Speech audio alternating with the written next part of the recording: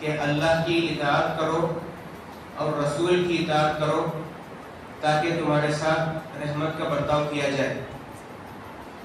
بسم اللہ الرحمن الرحیم۔ حضرت مولانا ابو الحسن علی ندوی علیہ الرحمہ نے اپنی کتاب تاریخ دعوت و عزیمت میں لکھا ہے، اس عہد کی سب سے زلزلہ انگیز تحریک مہدویت تھی جس کے بانی سید محمد جونپوری کی وفات اگرچہ 10ویں صدی کی ابتدا میں ہو گئی تھی، لیکن اس کے اثرات 10ویں صدی کے اخیر تک باقی رہے۔ غیر جانبدارانہ تاریخی مطالعے کی روشنی میں یہ کہا جا سکتا ہے کہ 2-3 صدیوں کے اندر کوئی دینی دعوت اور تحریک اس تحتی بر اعظم یعنی ساؤتھ ایشیا میں اتنے وسیع پیمانے اور اتنے گہرے اور طاقتور طریقے پر مسلم معاشرے پر اثر انداز نہیں ہوئی جتنی کہ یہ دعوت و تحریک۔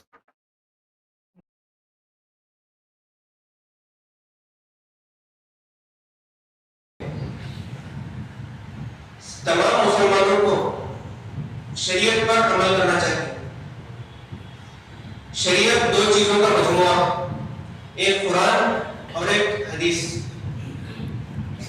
اگر کوئی انسان قرآن اور حدیث کو پکڑے رہے گا تو اللہ تعالیٰ نے اس کے متعلق فرمایا نبیوں کے ساتھ ہوگا، نبیوں کے ساتھ، شہداء کے ساتھ، شہیدوں کے ساتھ ہوگا اور نیک لوگوں کے ساتھ ہوگا۔ یہ صرف قرآن اور حدیث کی اتباع کرنے کا ثمرہ ہے۔ تو اگر شریعت کے سامنے کوئی بھی چیز آتی ہے تو ہمیں اس کو چھوڑ دینا چاہیے۔ شریعت کے خلاف میں اگر کسی کی بھی بات آئے تو ہمیں اس پر عمل نہیں کرنا چاہیے بلکہ اس کو ترک کر دینا چاہیے۔ چنانچہ بڑے بڑے علماء کرام اور اولیاء اعظام کا ہمیں قول ملتا ہے۔ امام اعظم ابو حنیفہ رحمۃ اللہ علیہ فرماتے ہیں کہ اگر میرا کوئی قول اور میری کوئی بات حدیث سے ٹکراتی ہے تو تم اس کو چھوڑ دو، اس کو دیوار پر مارو۔ یہ امام اعظم ابو حنیفہ یہ وہ شخص ہیں جنہوں نے صحابہ کرام کو دیکھا۔ آپ نے سب سے پہلی بار اسلامی قانون کو مرتب کیا اور آپ بہت بڑے ولی تھے، اپنے زمانے کے بہت بڑے ولی اور تابعی تھے۔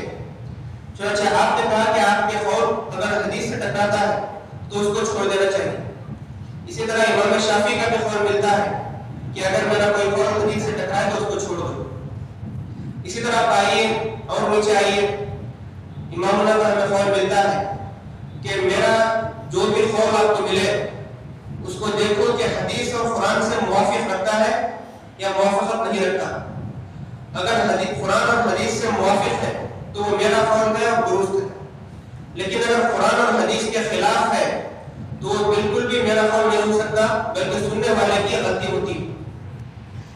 چنانچہ ہوتا یہی ہے، جو بڑے بڑے شخصیات ہوتی ہیں ان کے بارے میں غلط فہمیوں کا عام کر دیا جاتا ہے، بہت سی غلط باتوں کو ان سے منسوخ کر کے لوگوں میں پھیلا دیا جاتا ہے، جس سے یہ لگتا ہے کہ یہ بات انہوں نے کہی۔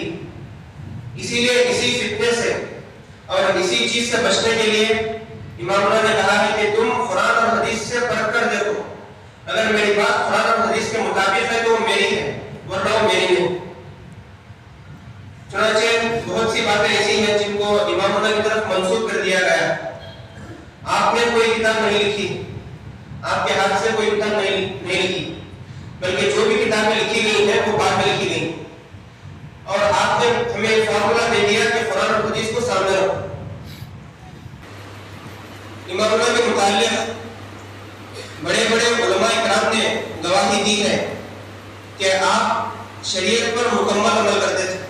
یہ بات ہمارے ذہن میں بھی نہیں آتی کہ آپ شریعت کے خلاف کوئی بات کہیں۔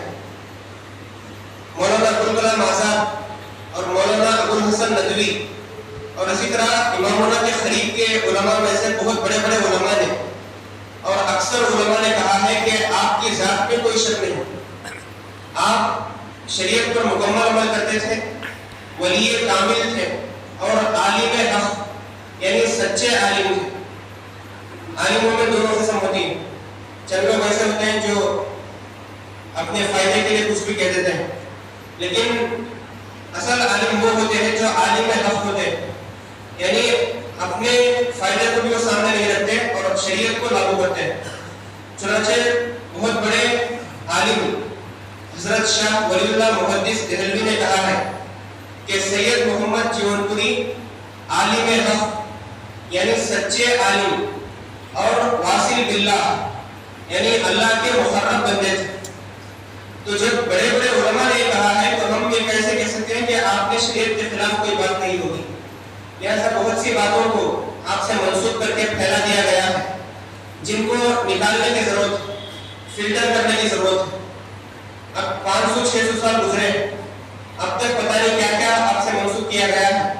لہٰذا ہمیں قرآن اور حدیث کو سامنے رکھنا چاہیے اور جو بھی بات آپ سے غلط منسوخ کی جائے اس کو دیکھنا چاہیے کہ قرآن اور حدیث سے ٹکراتی ہے یا نہیں ٹکراتی. لہٰذا ہمیں قرآن اور حدیث کو سامنے رکھنا چاہیے اور ہمارا جو سلوگن ہے مذہب ما کتاب اللہ و اتباع محمد رسول اللہ، اس کو تھامے رہنا چاہیے. اور دوسری جو چیزیں آ گئی ہیں ان کو نکالنے کی کوشش کرنی چاہیے، اس میں ہمیں بھی اجر ملے گا.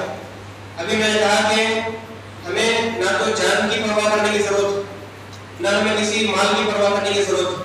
جب اللہ کا ہم کام کر رہے ہیں تو ہمیں سب سے پہلے اللہ کو مد نظر رکھنا چاہیے، اللہ کی شریعت کو، اور ہمیں اپنے جان کی بھی اور اپنے خطرے کی بھی پرواہ نہیں کرنی چاہیے.